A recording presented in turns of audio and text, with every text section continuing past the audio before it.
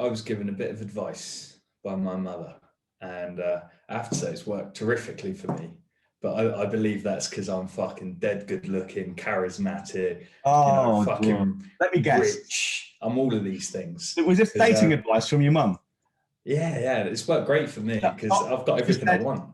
Let me think. I bet she said just be yourself or something like that. Yeah, superb for me. It doesn't seem to work. Doesn't seem to work for other people. No, because most people don't have an attractive personality. But just being yourself for most people, unless they've worked on themselves, is terrible advice. Because most people, and we all know people like this, most people, for instance, this is an extreme, but I think most people have some elements of this in them.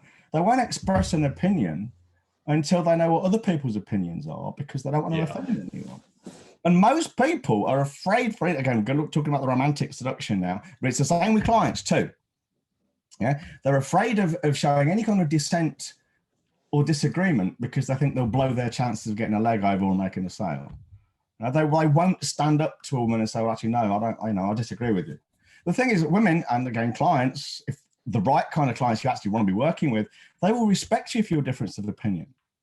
Now, if a client is looking for your advice, for instance, and they come out with, because they've got a little bit of knowledge about marketing and they can't help but fucking tell you about it, a little bit of knowledge is a dangerous thing.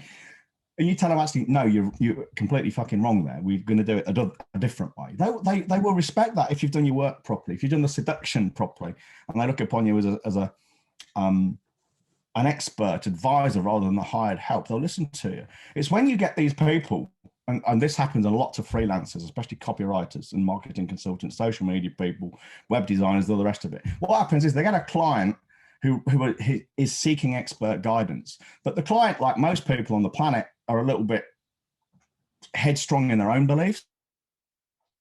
And the service provider, say the copywriter, the marketing guy, the social media guy, website guy, whatever, is not assertive enough to say, no, that's not how we're doing it. You came to me as an expert.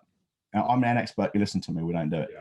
So they'll just say, yeah, let's do this. Let's do this collaboratively. Let's take your ideas on board and see what we can do with them. It doesn't then work because the client hasn't got a fucking clue. Because if they did, they'd be doing the fucker themselves.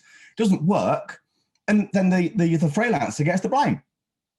How is that serving your clients? So that's just being yourself for most people, because it's like let's seek some kind of middle ground. Let's not be confrontational. Let's compromise. Well, the thing is, you compromise.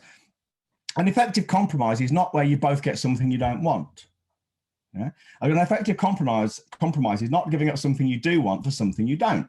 An effective compromise is when you both get something you want. That's what compromise is. It's not. It's treated like a dirty word, but it's not. It's a good thing to do. You both should be getting what you want. Otherwise, why the fuck are you doing it in the first place? But just being yourself, for most people who are untrained in sales, untrained in negotiation, being yourself, and it's the same for seduction too, is a really fucking bad idea. Because being yourself would be when you're afraid to give in to the fear for most people. Well, if you're afraid to say no to a discount, you give the discount, you're fucking yourself over. Basically, you can only be yourself once you've gone through a quantum shift of changing who you are. Yeah, there's only value in being yourself for most people once they've actually become someone who's worth being. And look at the world around us. Most people, they've got no values, really. I mean, I'm not saying most people are walking around raping women or beating kids, because they're not. Most people do the right thing in most circumstances most of the time. But very few people have hard and fast rules. Very few people have a hard and fast moral code like we do. Very few people stick by the maxim we do, which is, if it isn't the right thing, don't do it. If it isn't true, don't say it. We fucking live, breathe, and shit those words. Other people, well, they don't even think about them. It's not that it's not on their radar. It's that they don't even have the fucking radar. They don't even teach him this kind of thing in school. Yeah, they miss the critical equipment. What do they teach in school? They teach you to be nice. Really? They don't teach moral fortitude. They don't teach values. They don't teach ethics. They teach niceness.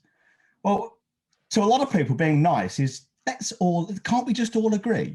No, because some people are just fucking wrong. and saying things like, it has, it really is, it does real harm, because people will say, well, if you think vaccines cause autism, that's just a different worldview and they're all valid. No, they're not. It's a fucking stupid worldview and it's wrong, But saying that is not nice. So we won't do it, will we, children? No, Mrs. Henderson, we won't. Fuck that for a fucking game of fucking soldiers.